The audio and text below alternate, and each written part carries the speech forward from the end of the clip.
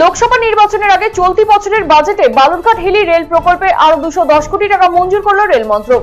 জমি অধিগ্রহণের ক্ষতিপূরণ মূল্য বরাদ্দের পরেই চলতি বাজেট বরাদ্দ দিয়ে লাইন পাতার কাজ করবে রেল। ওই অর্থ বরাদ্দের পর দ্রুত প্রকল্প বাস্তবায়নের কাজে বরাদ্দ প্রক্রিয়া শুরু করতে তৎপর হয়েছে উত্তর পূর্ব সীমান্ত রেলের নির্মাণ সংস্থা।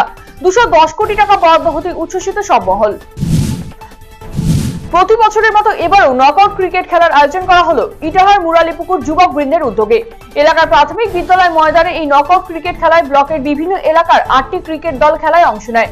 ব্লক তৃণমূল প্রাথমিক শিক্ষক সমিতি সভাপতি সাহেরুল হক, অঞ্চল তৃণমূল কংগ্রেস সভাপতি কাঞ্চন সরকার সহ অন্যান্যরা উপস্থিত ছিলেন এদিনের যোগানুষ্ঠানে। এদিনের ফাইনাল খেলায় মুখোমুখি হয় ইটাহার একাদশ এবং কুরমানপুর একাদশ। রুদ্ধশ্বাস এই খেলায় জয়ী হয় কুরমানপুর একাদশ। কেন্দ্রীয় বিজেপি সরকারের বঞ্চনার বিরুদ্ধে প্রতিবাদ জানিয়ে দিনহাটা শহরের তৃণমূল যুব কংগ্রেসের ধিক্কার মিছিল রবিবার বিকেল 5টা নাগাদ দিনহাটা শহরের হেমন্ত বসু কর্নার থেকে বেরিয়ে শহর পরিক্রমা করে এই ধিক্কার মিছিল।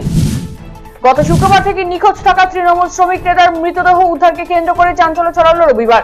মৃত শ্রমিকের নাম সুনীল লোহার। তিনি মালবাজার ব্লকের নিদাম চা বাগানের বাসিন্দা ছিলেন। রবিবার ভোরে নিদাম চা বাগানের ভেতরে একটি নালা থেকে দেহ উদ্ধার করা হয়।